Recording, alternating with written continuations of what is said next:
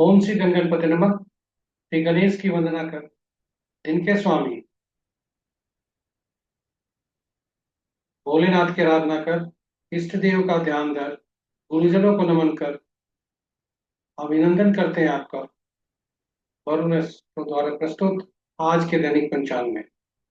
यह नित्य के भांति 5 भागों में हुआ करता है, जिसके पहले भाग का लघु रूप आपके सुझाव के अनुरूप हम नित्य प्रस्तुत करते आ रहे हैं, लघु पंचांग के रूप। इसमें डेटा जो भी प्रयुक्त हुए हैं त्रिक पंचांग से लिए गए हैं, छवि गूगल से ली गई है और यह प्रस्तुति आप तक यूट्यूब के माध्यम से हम पहुंचा पाने में समर्थ हो रहे हैं। तो स्वागत है आपका वरुण एस्ट्रो द्वारा प्रस्तुत आज के दैनिक पंचांग में। गुरुजनों को नमन कर हम आगे बढ़ते हैं आज के पंचांग की तरफ। और पंचांग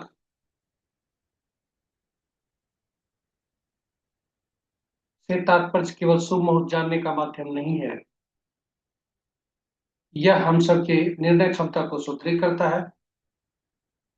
पंचांग प्रकृति और ब्रह्मांड की ऊर्जा के साथ संतुलन स्थापित करने में सहायक होता है, जिसके फलस्वरूप हम सबके जीवन में शांति, समृद्धि और सकारात्मकता का संचार होता है। अतः पंचांग का अनुसरण करके हम अपने जीवन को अधिक सफल और समृद्ध बना सकते। तो आइए पंचांग के जीवन में हम भूमिका को देखते हुए पंचांग का हम सब अनुसरण करें और अपने जीवन में शांति, समृद्धि और सकारात्मकता का संचार सुनिश्चित करते हुए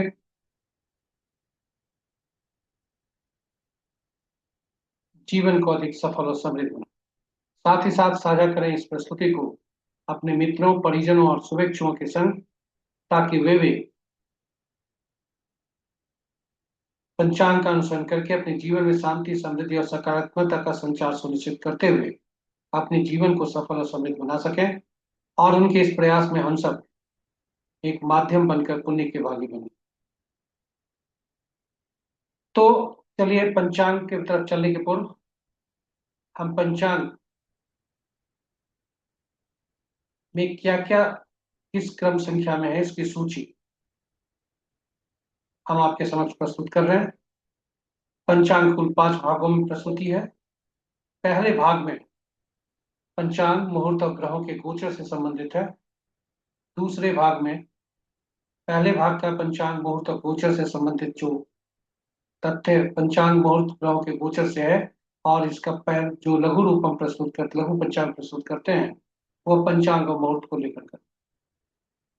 दूसरा भाग जन्म पत्रिका में चंद्रमा जिस नक्षत्र में है और आज जो चंद्रमा जिस नक्षत्र में है उसके अनुसार कैसा दिन रहने की संभावना, जिसे तारा बलम कहते हैं। यह नव तारा चक्र पद्धति पर आधारित। तीसरा भाग चंद्रमा जिस राशि में आपके जन्म कुंडली में है और आज जिस राशि में गोचर कर रहे हैं उसके अनुसार कैसा दिन रहने की संभावना, यह आपके लिए। चौथा भाग चौघड़िया ज्योतिष से है, चौघड़िया मुहूर्त से है, आज का चौघड़िया कैसा है और यह चौघड़िया की उपयोगिता क्या है। और अंतिम में अंक ज्योतिष के अनुसार कैसा दिन रहने की संभावना। तो चलिए हम पंचांग के पहले भाग में आपको ले चलते। दिनांक 21 जुलाई 2025, माह श्रवण पक्ष कृष्ण, शाका संवत 1947 विश्वासु, विक्रम संवत 2082 कलायुक्त और कलयुग का 5126 वर्ष। तिथि प्रातः 9 बजकर पंचांग के 5 दिशा सूरज का सूर्योदय आज का 5 बजकर 11 मिनट पर, सूर्यास्त 6 बजकर 41 minute. Sunrise at 5:11, sunset at 6:41 PM। दिशा सूरज का पूर्व है, फिर भी उस दिशा में यात्रा करने की बाध्यता हुई तो आईना देखकर या दूध पीकर यात्रा में शुभ करना है। पंचांग के 5वां वार सोमवार, तिथि प्रातः 9 बजकर 38 मिनट तक एकादशी नंदा तिथि के अंतर्गत आता है ये, और उसके बाद द्वादशी जो भद्रा तिथि के अंतर्गत आता है। नक्षत्र रात्रि के 9 बजकर 7 मिनट तक रोहिणी, उसके बाद मृगशिरा। योग संध्या 6:39 तक वृद्धि, उसके बाद ध्रुव। करण प्रातः 9:38 तक बालव, उसके बाद रात्रि के 8:21 तक कौलव, तत्पश्चात तैतिल। ये रहे पंचांग के पांचों अंग। महत्वपूर्ण मुहूर्त में जाने के पूर्व भोलेनाथ को नमन करते हुए देखिए कि भोलेनाथ का आवास कहाँ है। तो भोलेनाथ का आवास कैलाश पर्वत पर जब तक एकादशी है, जब तक, और जब द्वादशी होता है तो वे नंदी पर सवार होते हैं। दोनों शुभ है।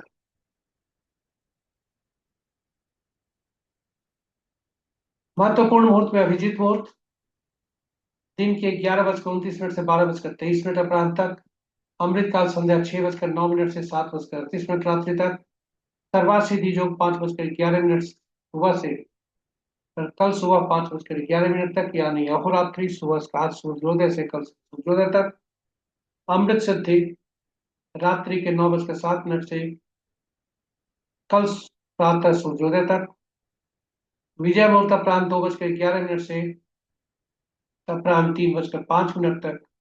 गोधूली बेला संध्या 6:40 से 7:01 तक। निशिता मुहूर्त देर रात्रि 11:35 से मध्य रात्रि 0:17 तक। यानी रात्रि में किए जाने वाले पूजा पाठ, जब तक साधना, तंत्र मंत्र आदि के लिए निशिता मुहूर्त श्रेष्ठ हुआ करते हैं। अशुभ मुहूर्त में सबसे प्रभावी अशुभ मुहूर्त राहु काल प्रातः 6:52 से 8:33 तक। गुलिक काल अपराह्न 1:37 से 3:18 अपराह्न तक। यमगंड दिन के 10:15 से 11:56 दिन तक। वर्ज्य मुहूर्त दो भागों में, पहला भाग अपराह्न 1:42 से अपराह्न 3:11 तक। उसके पश्चात देर रात्रि 2:19 से देर रात्रि के ही 3:48। तो ये रहे हमारे महत्वपूर्ण शुभ और अशुभ मुहूर्त। सबसे प्रभावी अशुभ मुहूर्त राहु काल को संदर्भित करते हुए हमने राहु काल पर एक विशेष प्रस्तुति साप्ताहिक कैलेंडर यूट्यूब पर आपके प्रयोग के लिए डाला है, ताकि आप जब भी कोई साप्ताहिक कार्यक्रम बनाएं तो राहु काल को जरूर देख लें, ताकि उसमें आपके कार्य राहु काल के अंतर्गत नहीं आ रहे हों, और यह सुनिश्चित हो लें कि आपका कार्य में शुभता की नजर नहीं है, यानी राहु काल का प्रभाव नहीं है। चलिए ग्रहों के गोचर की स्थिति को देखिए। चंद्रमा वृषभ राशि में आकर उच्च हो गए हैं।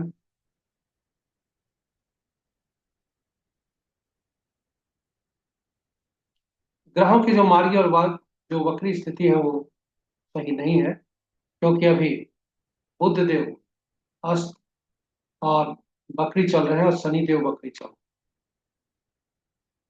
आज कुछ तकनीकी खराबी हो गई थी, इसे हम अपडेट नहीं कर पाए हैं, क्षमा प्रार्थी है।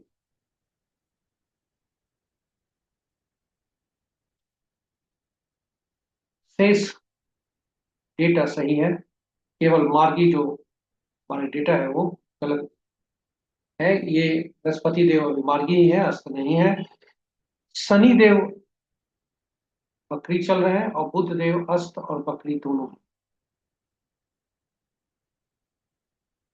चलिए अब ग्रहों की स्थिति को देखें। राशि के अनुसार मित्र राशि में 3 ग्रह, शत्रु राशि में 2 ग्रह, सब राशि में 3 ग्रह, और अपनी ही राशि में शुक्र देव है।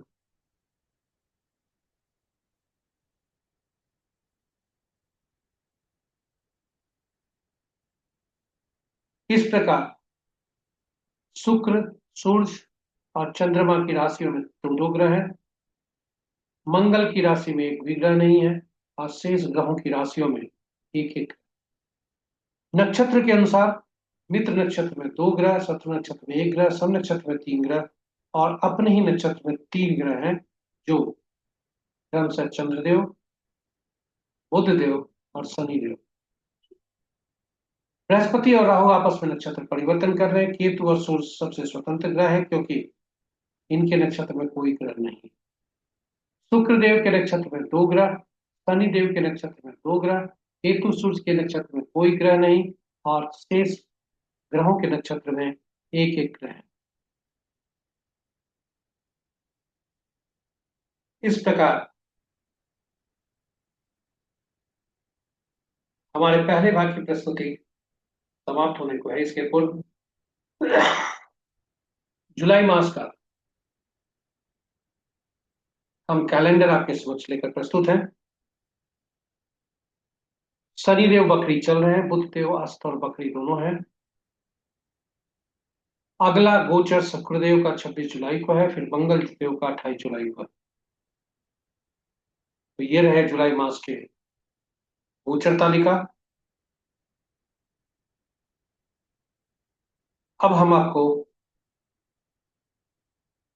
दूसरे भाग में ले चलते हैं, जो चंद्रमा जिस नक्षत्र में है उसके अनुसार कैसा दिख रहा है।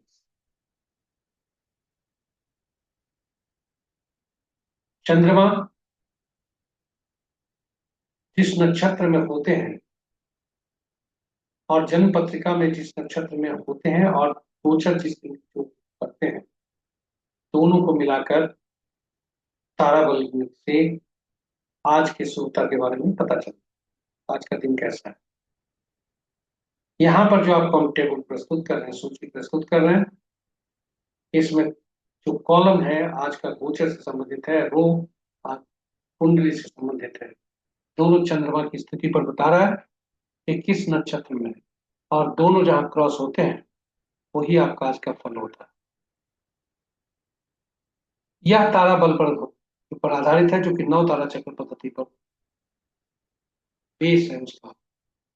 नौ तारा चक्र पद्धति जातक के पूरे भविष्य के बारे में जाना जाता है, जबकि नौ तारा चक्र पद्धति जबकि तारा बल केवल आज के बारे में जाना। नौ तारा चक्र पद्धति से हम क्या क्या जान सकते हैं। पहला, दशा महादशा का फल कैसा होगा, और यदि हमें पहले से पता हो जाए कि दशा महादशा का फल कैसा होगा, तो शुभ महादशा के फल समय हम शुभ कार्यों को करें, और जब खराब महादशा के फल होने वाले हैं तो अब पहले से यदि पता है तो चुनौती स्वीकार कर हमें पीड़ा कम होगी। ग्रह में जन्म कुंडली में ग्रह बहुत अच्छी स्थिति में भी हो सकते हैं, किंतु नौ तारा चक्र पद्धति के अनुसार यदि अच्छे नहीं है फिर फल अच्छे नहीं हो सकते, क्योंकि ग्रहों के मन नक्षत्र ही होते हैं। ग्रह अपना फल नहीं देते, नक्षत्र के अनुसार ही फल होते। हम अपने जीवन काल में विभिन्न लोगों से मिलते हैं, और यह दोनों का नक्षत्र आपस में बताता है कि कैसे संबंध रहेंगे, चाहे वह जन्म से आरंभ हो, जन्म से मृत्यु तक में। जब भी हम किसी व्यक्ति से मिलते हैं, जब भी, चाहे पार्टनरशिप के रूप में, पार्टनर के रूप में, ऑफिस के में कार्य करने के रूप में, बॉस के रूप में, अधीनस्थ कर्मचारी के रूप में, रिश्ते नाते के रूप में, सभी नौ तारा चक्र पद्धति से नक्षत्रों को देखकर आपस में मेल मिलाप कर हम पता कर सकते हैं कि वह हमारे लिए कौन सा प्रतिफल होगा, या हम उसके लिए कौन सा प्रतिफल होगा। और इन सभी को देखते हुए, ध्यान में रखते हुए, हम नौ तारा चक्र पद्धति पर मैंने एक वीडियो डाला है, अद्भुत वीडियो, और फिर आपके सुझाव के अनुसार उसका प्रैक्टिकल वीडियो भी डाला है कि कैसे देखेंगे। और जब हम इसको देखने लगे तो कुछ कुंडली की भी चर्चा अपरिहार्य समझे, और उसमें ऐसे व्यक्ति की कुंडली हमने ली जिसके बारे में सभी लोग जानते हैं, भगवान राम, माँ सीता और पवन पुत्र हनुमान। इनके आपस के संबंध कैसे थे ये सभी को पता है, और नौ तारा चक्र पद्धति से भी हम निकाल कर ये देख लेते हैं, तो सटीक बैठता है, जो साबित करता है इस पद्धति को। जरूर देखें हमारे इस पद्धति को, नौ तारा चक्र पद्धति द्वारा प्रस्तुति को, ताकि आप भी इसे उसे सीख कर लाभान्वित हो पूरे जीवन। तो चलिए संक्षेप में बताते हैं। चंद्रमा का मन नक्षत्री होता है। नक्षत्र चंद्रमा का मन, ग्रहों का मन नक्षत्र होते हैं। चंद्रमा और ग्रह अपना कोई कार्य नहीं करते। तो कुल 27 नक्षत्र होते हैं, किंतु 9 ग्रह होते हैं। इसलिए 27 नक्षत्र को 9 ग्रह से कैसे जोड़ा जाए, इसे तो 27 नक्षत्र को 3 श्रेणियों में रखा गया। पहला से 9वां तक एक श्रेणी, 10वां से 18वां नक्षत्र तक दूसरी श्रेणी, और 19वां से 27वां नक्षत्र तक तीसरी श्रेणी। और ग्रहों को महादशा के क्रम में सूचीबद्ध की गई। केतु पहले ग्रह बने, शुक्र दूसरे ग्रह बने, सूर्य तीसरे, चंद्रमा चौथे, मंगल पांचवें, राहु छठे, बृहस्पति सातवें, शनि आठवें और बुध नौवें। ये ग्रहों की सूची बनी, और इस ग्रह को सूची में हम के साथ इस ग्रह की सूची को नक्षत्रों के साथ जोड़ दें। वह कैसे जोड़े? तो केतु पहला ग्रह बने, और हमने जो 3 श्रेणी रखी है नक्षत्रों की, उस श्रेणी में से हर श्रेणी में से पहला नक्षत्र, यानी पहला, 10वां और 19वां नक्षत्र जो हुए, उसके स्वामित्व केतु देव को मिला। और इसी क्रम में बढ़ते हुए 9वां, 18वां, 27वां नक्षत्र जो हुए, उनका स्वामित्व बुध देव को मिला। इस सूची से स्पष्ट है। पहला, 10वां, 19वां के स्वामित्व केतुदेव, दूसरा, 11वां, 20वां के स्वामित्व शुक्रदेव, तीसरा, 12वां, 21वां के स्वामित्व सूर्यदेव, और इसी क्रम संख्या में बढ़ते हुए 8वां, 17वां, 26वां नक्षत्र के स्वामी शनिदेव, 9वां, 18वां, 27वां नक्षत्र के स्वामी बुधदेव। अब फलित कैसे करते हैं, यह इस सूची को याद रखें आप। फलित कैसे करते हैं, यह बहुत महत्वपूर्ण है, इसे ध्यान से देखें। फलित, चंद्रमा हमारे जिस नक्षत्र में होते हैं, उसके नक्षत्र स्वामी जो बने, जो पिछली सूची में थी, वे पहला ग्रह बनते हैं, वहीं से गणना आरंभ। और पहला ग्रह मिश्रित फल देता है, दूसरा, चौथा, छठा, आठवां, नौवां शुभ फलदायी होते हैं, और तीसरा, पांचवा, सातवां ग्रह जो होते हैं वो पीड़ादायक।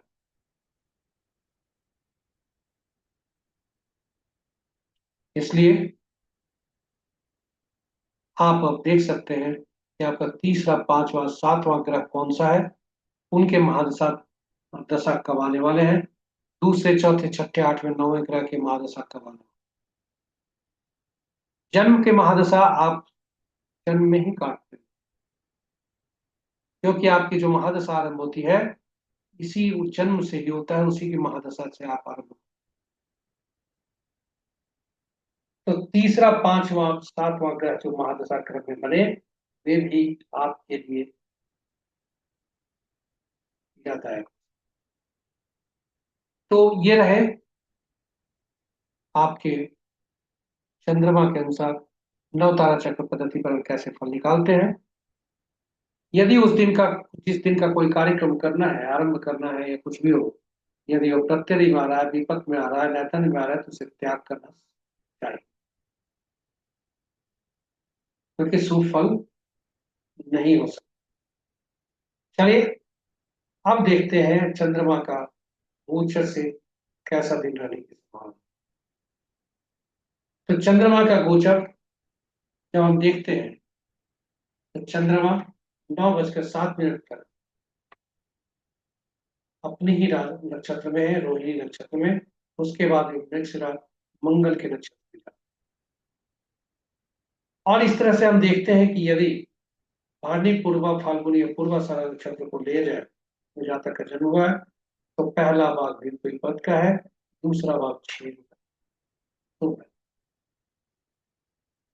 वहीं दूसरे भाग में अगर किसी दूसरे नक्षत्र से देखा जाए, पुनर्वसु, विशाखा, पूर्वा, भाद्रपद, तो पहला भाग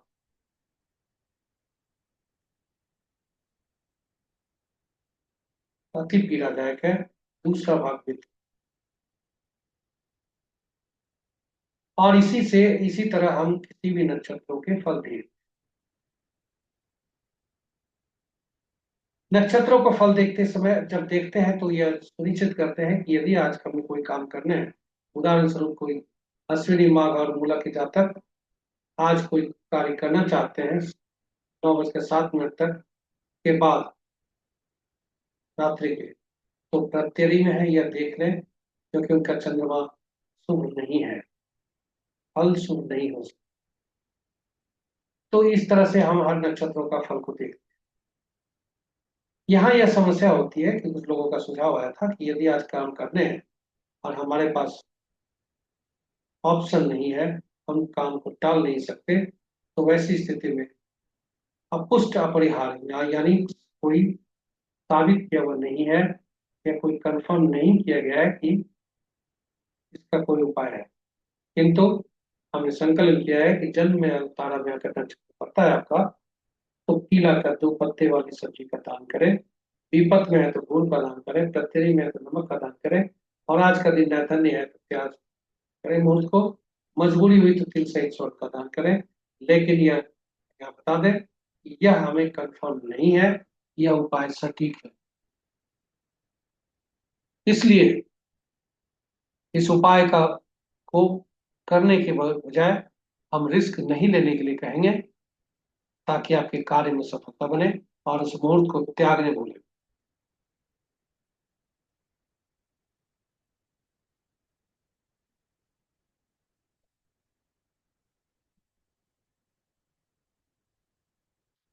तो ये रहे हमारे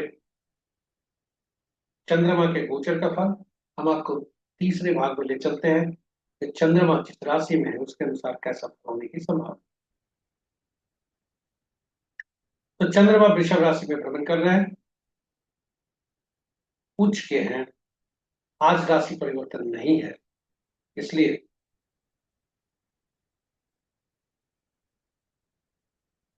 चंद्रमा, इसे चंद्र बलम कहते हैं, वृषभ राशि में, वृषभ राशि के जातक के लिए सुफलदायी, कर्क सिंह के लिए सुफलदायी, वृश्चिक धनु के लिए सुफलदायी, सुफलदायी और मीन राशि के लिए सुफलदायी है। शेष राशियों के लिए शुभ के संकेत नहीं दे रहे। इष्ट देव का ध्यान धरे और धीरज। इन्हीं शब्दों के साथ हम अपनी अगली प्रस्तुति में चलते हैं। यहाँ यह आपको याद दिला दें कि आप यहाँ यह फल आपके जन्म कुंडली में चंद्रमा जिस राशि में है, यानी आपकी राशि चंद्रमा जिस राशि में होती है वो होती है लगनशील नहीं, उसके अनुसार है। चलिए अगली प्रस्तुति में चलते हैं। चंद्रमा हमने चौघड़िया ज्योतिष पर, चौघड़िया मुहूर्त पर। यह एक प्रकार का मुहूर्त है जो शुभ और अशुभ समय पर दर्शाता है। किसी भी शुभ काम को करने के लिए इसका उपयोग किया जाता है, चाहे वह शुभ काम पूजा पाठ हो, शादी ब्याह हो, या कोई दुकान घर आदि का उद्घाटन हो। किसी भी शुभ काम को कार्य आरंभ करने के पहले यह मुहूर्त देखा जाए। यदि कोई व्यक्ति कोई मुहूर्त नहीं देखना चाहे तो उसे सलाह देते हैं, या कोई नहीं देख पाया तो उसे सलाह देते हैं कम से कम चौघड़िया मुहूर्त जरूर देखें। चौघड़िया की उपयोगिता काफी सटीक है, अच्छी है, इसलिए चौघड़िया की उपयोगिता को देखते हुए हमने हिंदी में चौघड़िया की उपयोगिता और अंग्रेजी में यूटिलिटी ऑफ चौघड़िया यूट्यूब पर पोस्ट करके रखा है। आप उसे देखें, ज्ञान अर्जित करें और उसका फिर उपयोगिता उपयोग बढ़ाएं, उपयोग करें चौघड़िया बोर्ड का। आप अपने जीवन में सफल तब पाएंगे, आपके कार्य में सफल होने। तो चलिए चौघड़िया ज्योतिष पर संक्षिप्त चर्चा करते हैं। कुल 8 चौघड़िया हुआ करते हैं, दिन के 8 चौघड़िया रात, किंतु सप्ताह के दिन 7 ही होते हैं, इसलिए 7 चौघड़िया का ही नामकरण हुआ। आदि का चौघड़िया जो होता है वही अंक का चौघड़िया 8वां चौघड़िया हुआ करता है प्रैक्टिकल रूप से। और ये 7 चौघड़िया का 7 दिनों से संबंध हो गया, इसलिए आज का दिन जो होता है, जो जिस दिन सप्ताह का दिन होता है उसी चौघड़िया से दिन का आरंभ होता है। तो चौघड़िया का साप्ताहिक दिनों से संबंध हो गया, और हर सप्ताह के दिन के एक शासक ग्रह होते हैं, इसलिए हर चौघड़िया किसी ग्रह से प्रभावित। और हर ग्रह कोई विशेष कार्य करने के लिए उपयोगी होते हैं, इसलिए हर चौघड़िया कोई न कोई विशेष कार्य करने के लिए उपयोगी हुआ करता है। चौघड़िया देखते समय यह सुनिश्चित करना चाहिए दिन का चौघड़िया राहु काल, वार वेला और काल वेला से ग्रसित हो सकता है, और रात्रि का चौघड़िया काल रात्रि से ग्रसित हो सकता है। इसे त्याग करना चाहिए, क्योंकि इसमें अशुभता की स्थिति ज्यादा पड़ती है, शुभता का नामो निशान नहीं होता, इसलिए अशुभ कार्य सिद्धि होती है। इसलिए अशुभ जो ये अशुभता आदि व्याप्त है जो भी चौघड़िया, उसे त्याग करना चाहिए। आज का चौघड़िया देखते हैं। आज का चौघड़िया सोमवार का दिन है। अमृत चौघड़िया चंद्रमा के चौघड़िया से हो रहा है और चंद्रमा के चौघड़िया से ही समाप्त हो रहा है। और आज का चौघड़िया जो चौघड़िया है, अमृत चौघड़िया, खास करके यह किसी अशुभता से अधिव्याप्त नहीं है।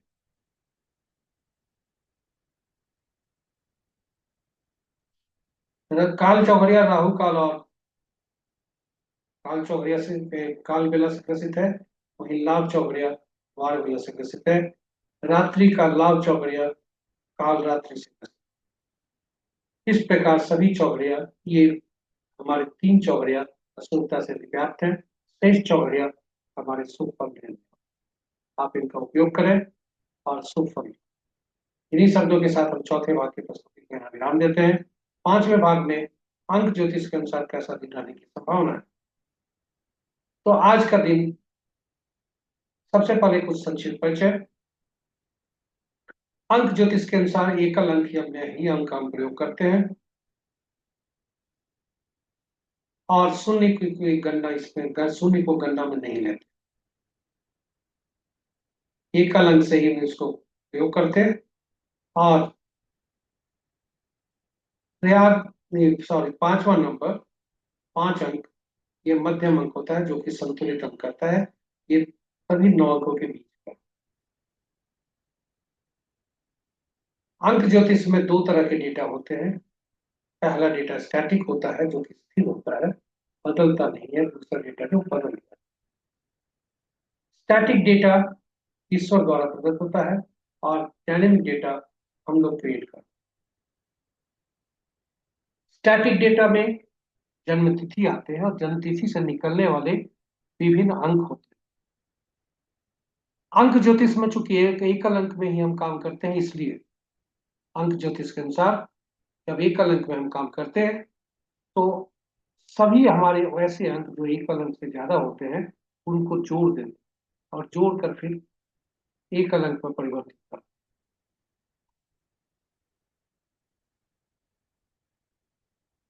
तो अंक ज्योतिष में जब हमारे ईश्वर द्वारा प्रदत्त गिफ्ट के तौर पर जो डेट ऑफ बर्थ है, उसमें ये जो जन्म तिथि है उसमें तीन कंपोनेंट है। पहला है जन्म तिथि, दूसरा है माह, तीसरा है साल, वर्ष। तो जन्म तिथि से को हम जब जोड़कर एक अंक बनाते हैं तो मूलांक बनता है, जिसे ड्राइवर भी कहा जाता है।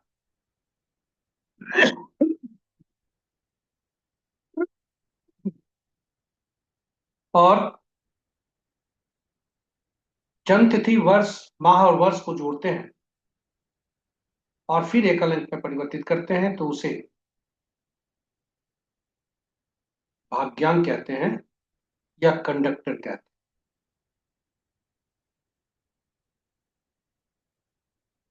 हैं। एंजल नंबर या कुआं नंबर वह अंक होता है जो हम वर्ष के अंकों को जोड़कर एकल अंक में परिवर्तित कर पुरुष के लिए 11 से उसको घटाकर और महिला के लिए 4 उसमें जोड़कर हम उसे निकालते।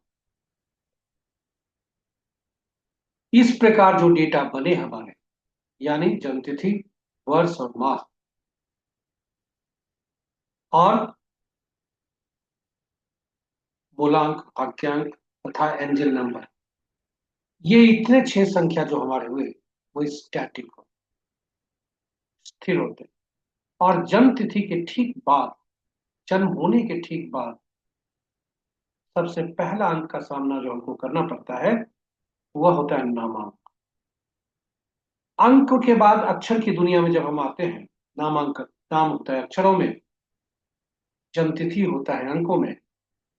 तो अंक अक्षरों में जब हम आते हैं, उसे अंक में कैसे परिवर्तित करते हैं उसकी विधि आप बताते हैं।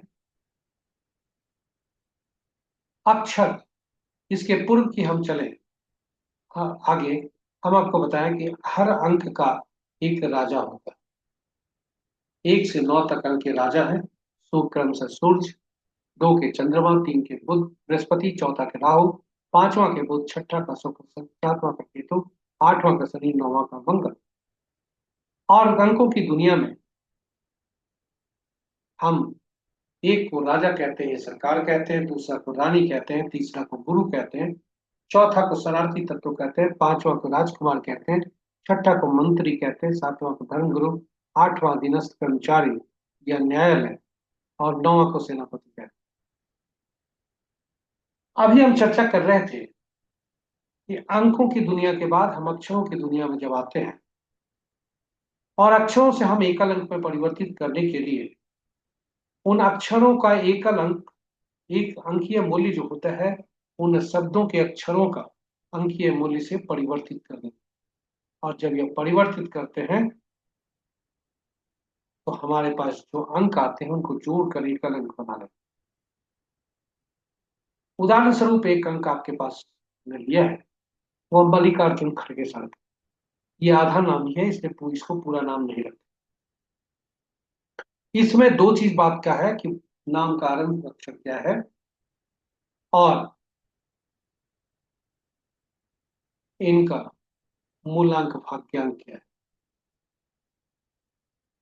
उससे तालमेल खाता है या नहीं, यह जरूर देखा। तो ये अंग्रेजी में जो हमने प्रस्तुति की है, डेज ऑस्पिशियस न्यूमरो टुडे, उसमें हमने कुछ विस्तार से और भी चर्चा की है। क्योंकि यह वीडियो बहुत लंबा हो जाएगा, इसलिए हम बहुत संक्षेप में यहाँ प्रस्तुति दे रहे हैं। आप उसे अंग्रेजी में उसको अगर समझ सकें तो देखें। शीघ्र हम इस पर हिंदी में भी चर्चा अलग से करेंगे। तब तक के लिए आपसे आग्रह है कि आप खुद जोड़कर, और नहीं तो अंग्रेजी वाली प्रस्तुति को देखकर लाभान्वित हो सकते। तो आज का जो इनका इस तरह का अंक आया, हमें यह जरूर देखना चाहिए कि जो मूलांक होता है, मूलांक या भाग्यांक, दोनों में से किसी का जो नामांक होता है, या कोई भी इस तरह के दुश्मन हमारे पास चाहे पत्नी के रूप में भी आ जाए तो परेशानी हो।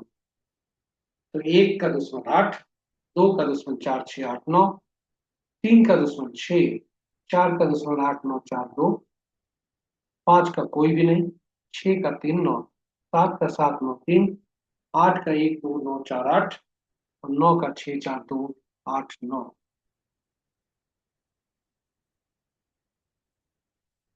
तो इस प्रकार हम सुनिश्चित हो लें कि मूलांक और भाग्यांक शत्रु नहीं है, और तब हम बच्चों का नामकरण करें। चलते हैं अंकों की दुनिया में, देखते हैं आज का दिन कैसा है। तो आज का दिनांक 21/7/2025। आज का मूलांक 3 1, मूलांक 3, भाग्यांक 1। और आज के दिन को देखते हैं यदि, तो चूंकि भाग्यांक 1 है, इसलिए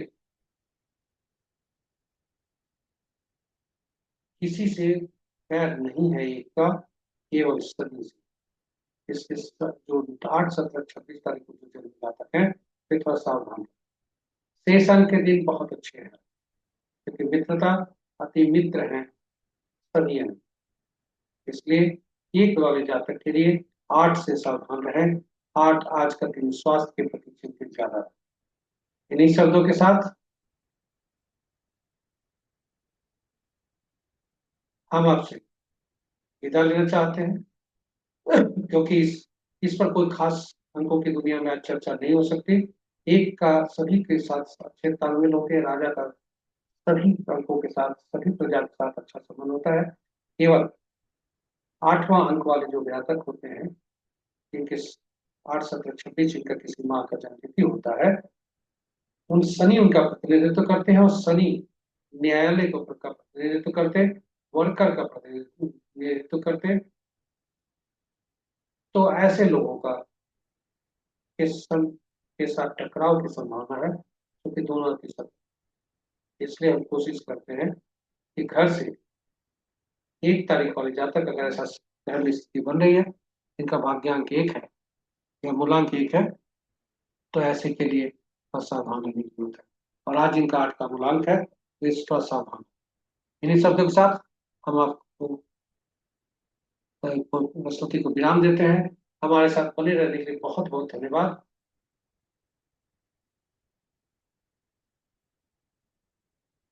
यदि आप पहली बार इस प्रस्तुति को देख रहे हैं तो कृपया हमारे चैनल को सब्सक्राइब करें, साथ ही साथ नोटिफिकेशन बटन को जरूर दबाएं, और साझा करें प्रस्तुति को अपने मित्रों, परिजनों, स्वेच्छों के संग, ताकि जो इसमें प्रस्तुति हुई है उसका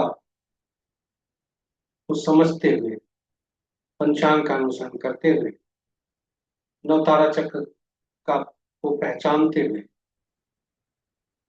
इनको में शुभता लाने हेतु प्रयास करते हुए चौघड़िया मुहूर्त को भी देखते हुए वे अपना कार्य में शुभता ला सकते। साथ ही साथ अंक ज्योतिष के अनुसार वे आरंभ से ही अंकों की दुनिया को समझें, अंकों की भाषा को समझें, और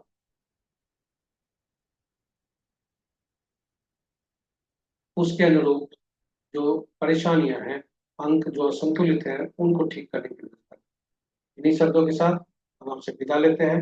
कल पुनः नई प्रस्तुति के साथ हम आरंभ होंगे, उपलब्ध होंगे। तब तक के लिए हमें आज्ञा दें। भोलेनाथ की असीम कृपा बनी रहे। जय जय भोलेनाथ।